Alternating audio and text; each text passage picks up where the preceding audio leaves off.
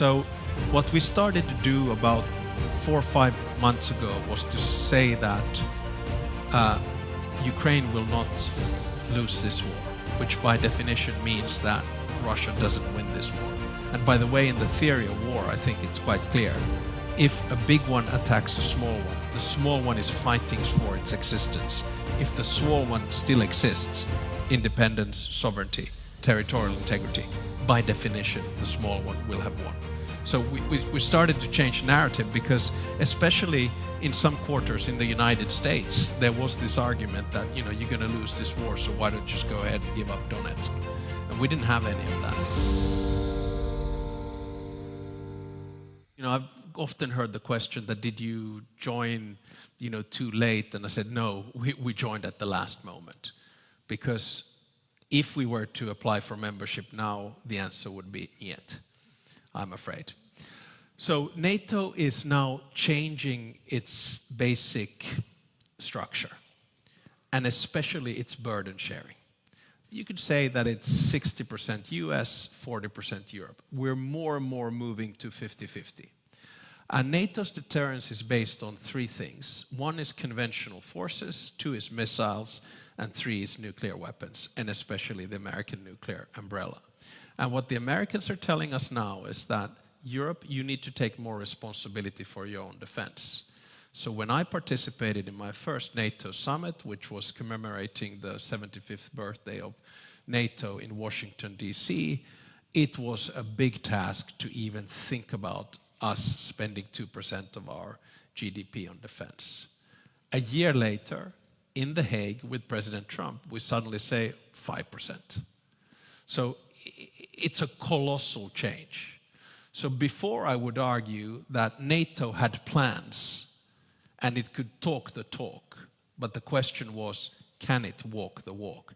Does it have the capabilities to back up the plans that it has? And my argument would be that perhaps not.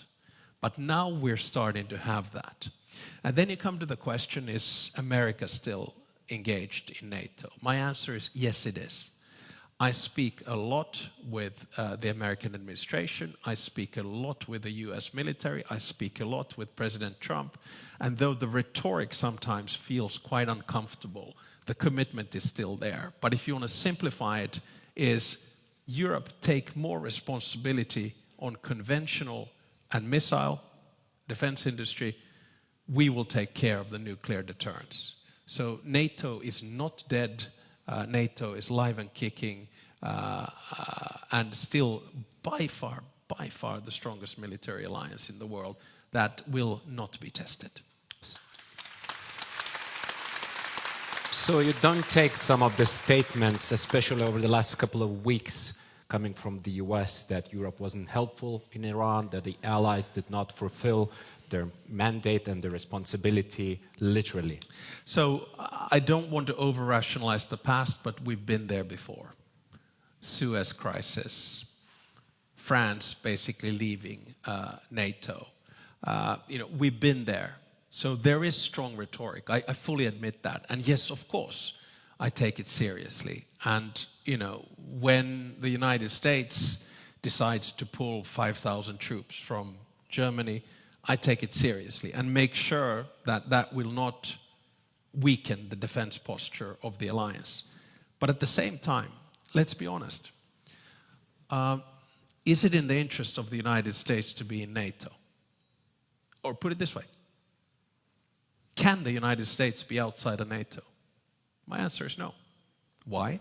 I'll give you 2 very simple reasons. 1, the nuclear weapons that Russia has are 100 kilometers from the border of Finland, in the Koala Peninsula in Murmansk.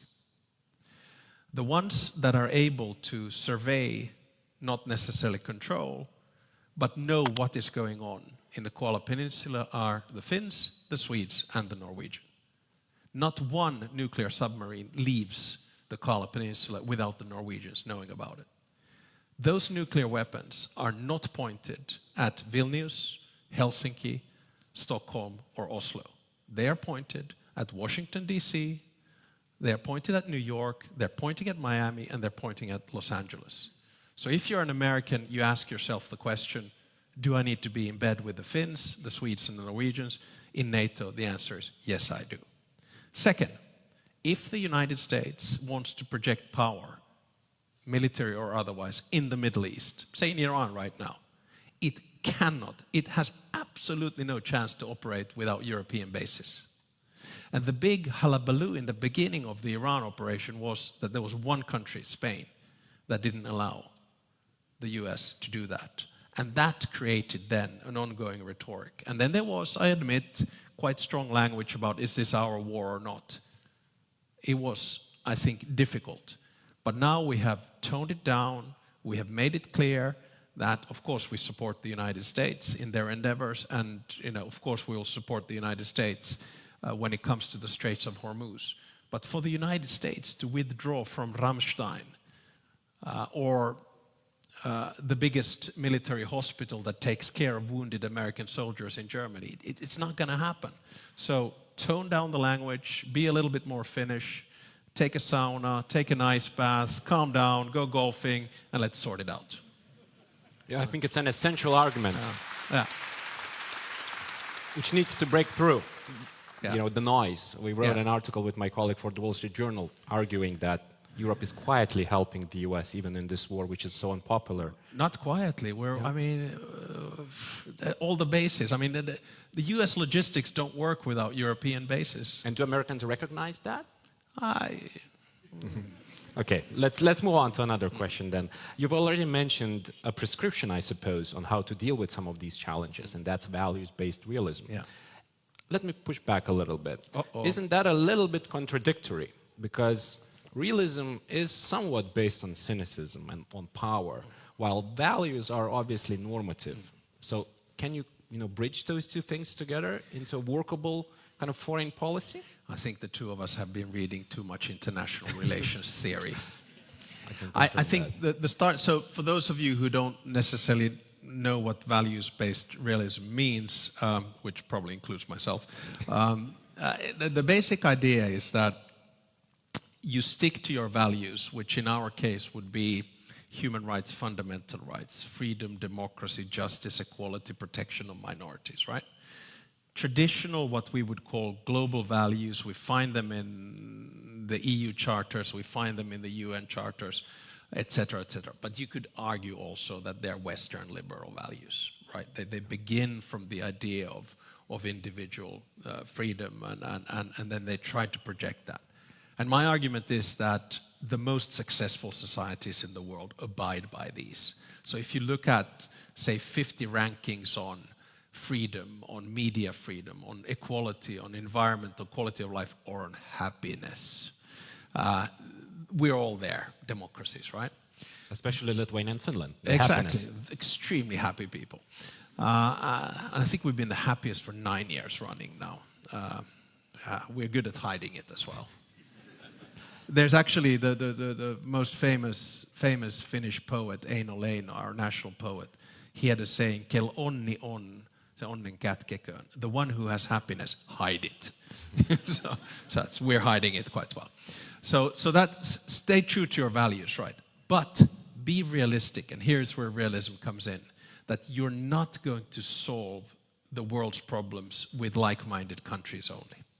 And that means that if you want to solve climate change, if you want to solve energy, if you want to create development, if you want to create wealth, if you want to eradicate poverty globally, if you want to have food security, if you want to solve wars and conflicts, you actually need to talk with people who don't look like you, who don't talk like you, who don't think like you, and who don't smell like you.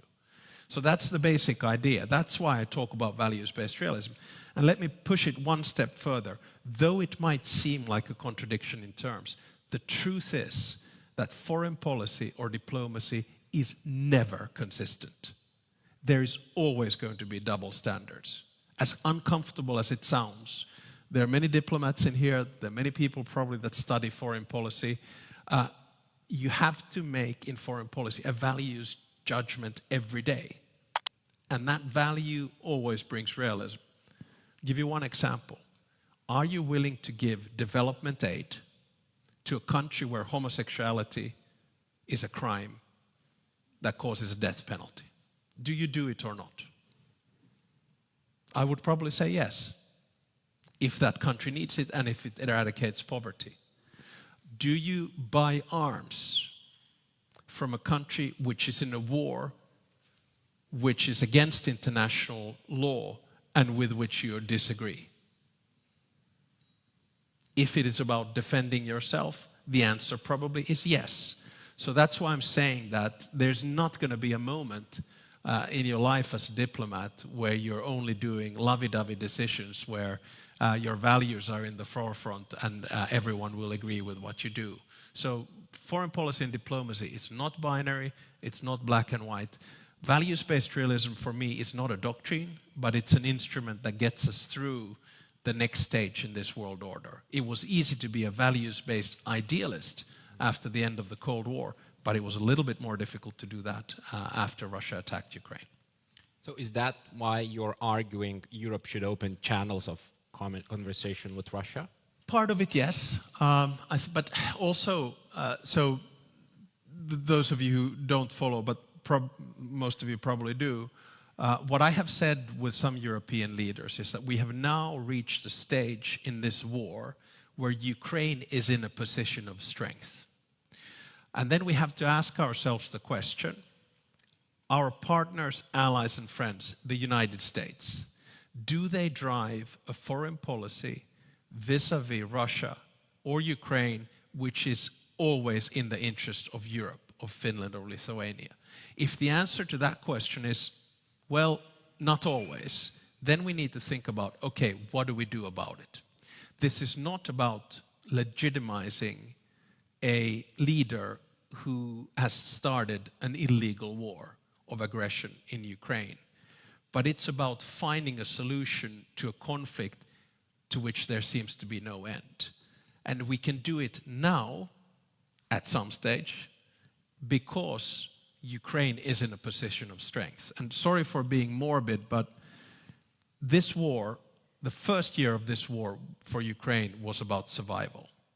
The next 3 years about this war were about resilience, or as we would say in Finnish, sisu.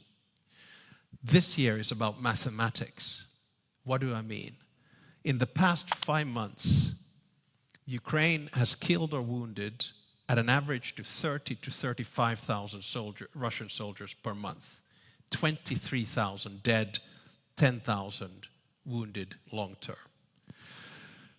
Second, the killing ratio, sorry for being morbid, the beginning of this year was 1 to 5, 1 Ukrainian to 5 Russian soldiers. Now it's 1 to 7 or 8 Russian soldiers. In the month of March, for the first time, Ukraine was able to launch more missiles and drones into Russia than Russia was able to throw back into Ukraine. Again, on mathematics, point number 4, for the first time in this war, in the month of April, Ukraine was able to take back more territory from Russia than Russia was able to gain. And the reason, yeah, I agree. And the reason for this is that we're now not only in a war of attrition, but in a war in which 95% of the damage is made by Ukrainian drones. There's a death or dead zone of 20 to 40 kilometers where basically you don't have any human beings between. And if you try to send some over, which Russia does in small numbers, they all get killed. So Russia is not advancing anymore. Then you add on to that the final sort of point in this. The mood in Russia is changing. Allegedly, and I can't verify this because I can't verify it, but I have heard, this is a bad way to say it, reliable sources tell me that a majority of the population in Russia is now against the war. There are 2 reasons for this. One is Ukraine's capacity to launch long-range missiles and drones into Russia, whether it's, towards St. Petersburg or whether it's towards the airport in Moscow, whether it's to a Shahid factory somewhere. So suddenly, the war is not anymore for Russians outside of St. Petersburg and Moscow. And the second reason is that Russia had to close internet, Telegram, and WhatsApp. And now suddenly people are feeling the elements of this war. And this is changing the tide. So what I'm saying is that the US is now very preoccupied in Iran. We need to work under the American umbrella with the leadership of the United States, but perhaps because Ukraine is doing so much better, it's time for us also to engage with Russia. And yet, Mr. President, we're sitting at a very small table, while when Europeans go to Moscow, they tend to sit at a very long table with Putin, and it's very difficult to hear what the other side is saying. So are you kind of arguing that there is a more receptive audience today in Russia because of the war developments, and that there is a chance for a proper dialogue rather than just reiteration of Russia's ultimatums on Ukraine and beyond? My direct answer to that is no. We should not be naive about Russia and Russia's leadership. I mean, that is what we have learned, having 1,340 kilometers of border with Russia. At the same time, we have also learned that engagement is better than disengagement, that dialogue is better than silence, that the reality that we will continue to be Russia's neighbors from here on till the end is there. So then we have to ask ourselves the question, how do we engage? But for me, that engagement would require a coordinated approach by Americans and Europeans.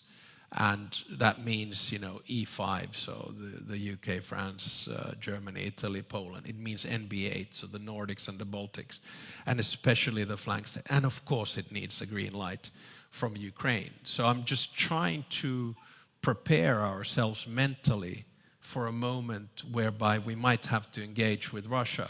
And I don't think it's going to be by a table, it's going to be by a phone. So, do you think that Europeans should have a special envoy for that mission, an individual?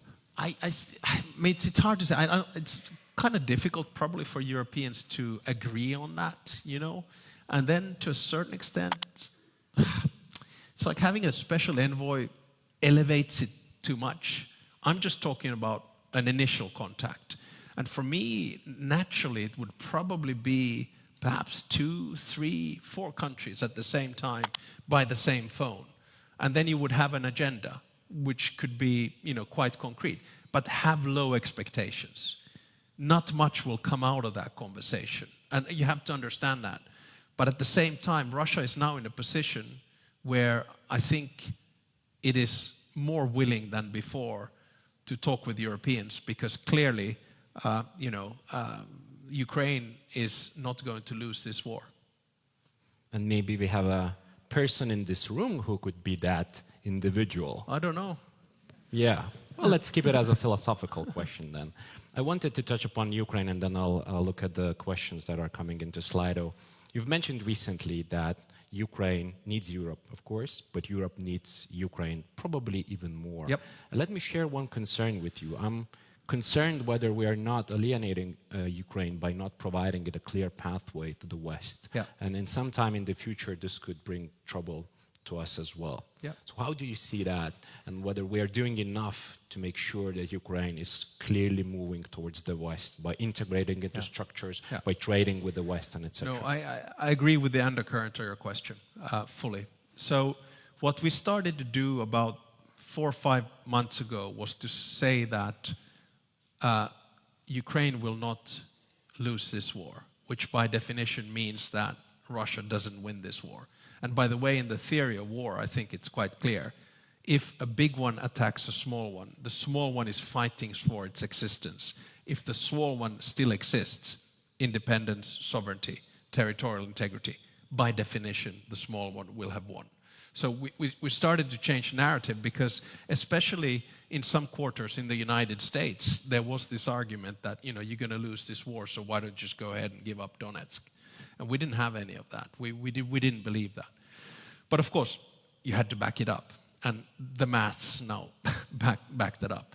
The second narrative that we have now changed, I would argue, in the past 3 weeks, 4 weeks, I'd say, which I think is extremely important, is that yes, Ukraine needs military financial support from the West. 90 billion euro loan from Russian frozen assets, that's collateral. Fine, good. We need to continue to purchase American defense material through the Pearl and give it to Ukraine. But reality is that we actually need Ukraine as much as they need us, because there's only one military in Europe that is 800,000 strong, that is capable of modern warfare, drones, missile defense, and drone defense. And you could see that happening when the war in Iran began. What did Ukraine do? It sent 400 military personnel in 10 different teams to the Gulf region to teach the countries that were attacked by Iran on how to defend yourself against drones and missiles. And now we're starting to see Ukrainians making drone deals with Europeans. So basically co-production, because they know how to produce them. 3 weeks ago, actually in Washington, D.C., I met 2 Ukrainians who are very involved in the drone, missile, and especially defense industry. One is the guy who runs it, and the other one is a person who, and this is her term, she calls herself a Ukrainian housewife. She escaped Bucha together with her children and her husband and decided she wants to do something for her country. And now she produces the Pink Flamingo missiles and drones, 4 million a year, at a very low cost and very effective. The Ukrainians have all the data which is linked to drone warfare and missile warfare. We cannot afford to be without the Ukrainians anymore. So my argument is that therefore we need to get Ukraine into the European Union, and therefore we need to get Ukraine into NATO. We need them as much as they need us. And when is that realistic? Values-based realism? I don't know. I think a good start, and I now I'm sort of going outside of my constitutional remit. So as president in Finland, I lead Finnish foreign policy, but the prime minister does domestic policy in the EU. But if I had a choice, and I think this is Finland's position as well, so I'm in safe waters, we should open the first chapter of the negotiations at the EU summit on the 18th and 19th of June. And of course, membership might take a long time. I'm an EU nerd, so I wrote my PhD on flexible integration, so not everyone has to do everything at the same time. So I'm sure we'll find a flexible way of bringing Ukraine in. But I mean, it's a no-brainer. And for goodness sakes, if our main aim is to deter Russian aggression, our biggest long-term security threat is still Russia. So how do you do it? You do it by maximizing your security. How do you maximize your security? Well, of course, by having your own strong national defense and increasing your defense expenditure. But look who can help you. The Ukrainians. I mean, they have shown. Look, the Soviet Union, in 4 years in World War II, marched 1,600 kilometers into Berlin. The Russian military, since the beginning of the war of aggression in February 2022, has marched 60 kilometers into Donetsk. Who knows how to do modern warfare? Ukraine does. Therefore, we need Ukraine.